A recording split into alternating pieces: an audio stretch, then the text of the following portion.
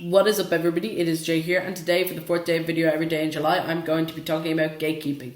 I will try and keep this as concise as possible because it's a big fucking topic and it's really hard to just keep it narrow when you're talking about gatekeeping because it is such a big topic, but I'll just try and get into it right away and waste no time dilly-dallying about the place. So, first of all, for those of you who don't know what gatekeeping is, imagine a park and there is a railing around it, and inside the park is effectively the trans community. The park is the trans community.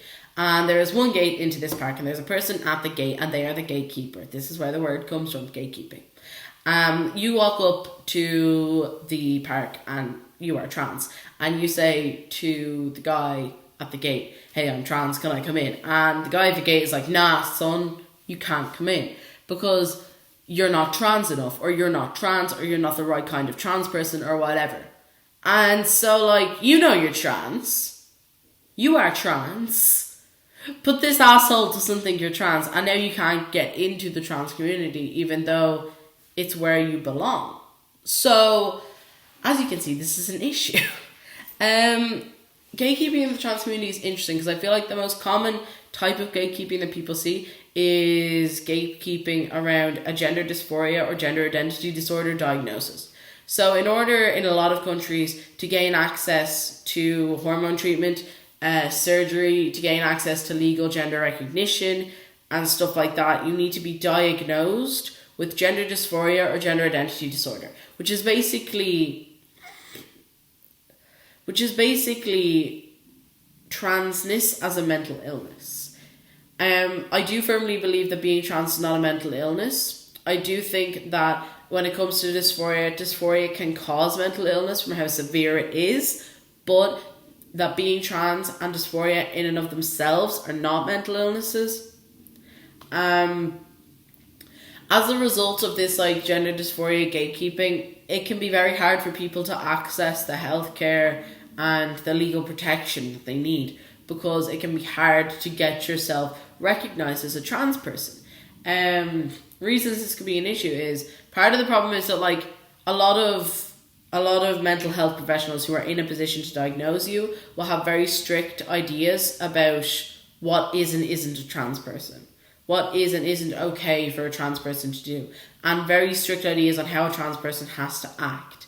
And a lot of these people are also cis people, so they don't really have the same sympathy for the trans experience as another trans person would have. And as a result, you end up with mental health professionals saying to trans people that they aren't trans, or that they aren't trans enough because they don't do this, they don't do that, they don't do the other. I, for one, am very lucky because I very firmly fit into the criteria for having gender dysphoria as a mental illness. That's who I am. That is the kind of trans person that I am.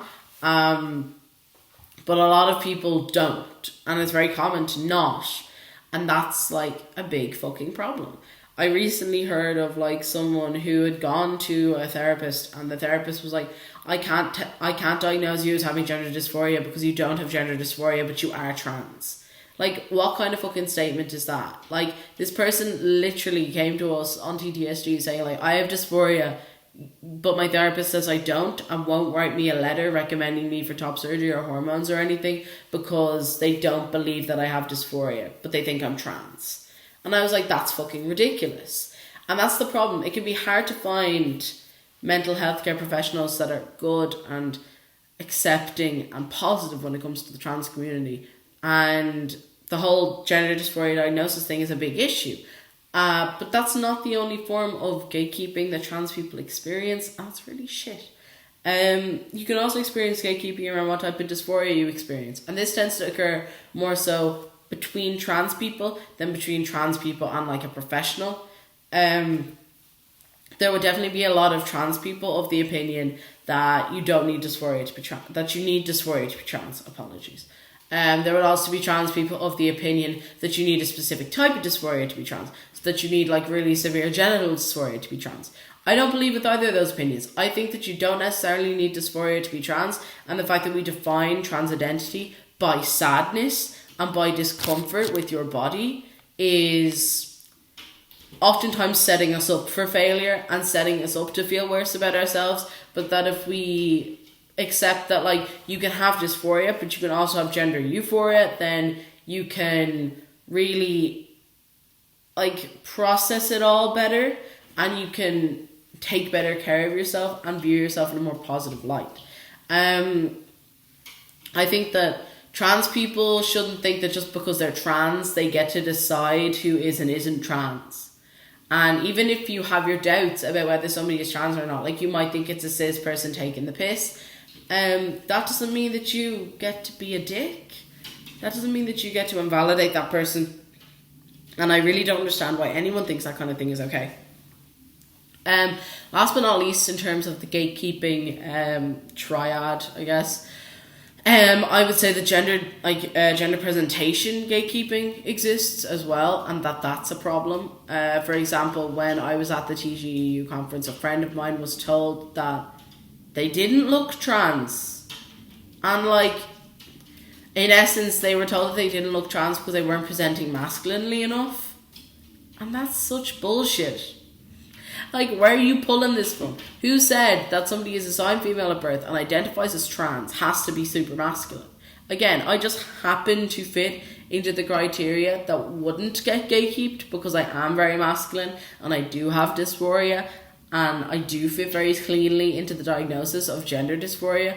But like, that's just me. I'm one person. You can't define the experiences of all trans people based on one very specific and very selective experience that some trans people can have.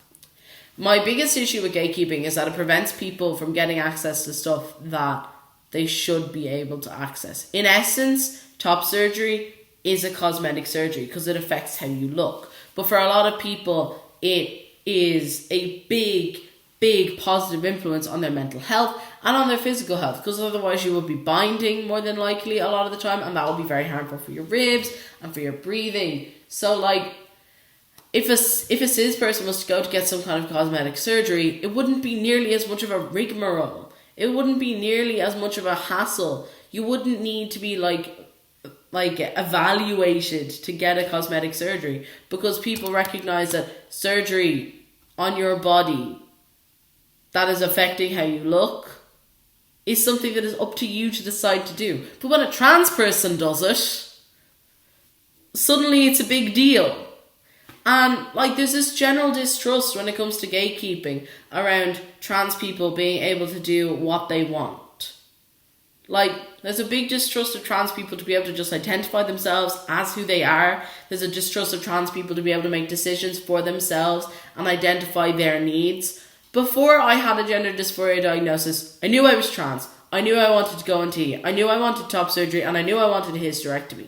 I didn't need a mental health professional to tell me that I was trans for me to know those things. I didn't need somebody to approve me for testosterone for me to know that I wanted to go on testosterone and that I wanted the effects of testosterone.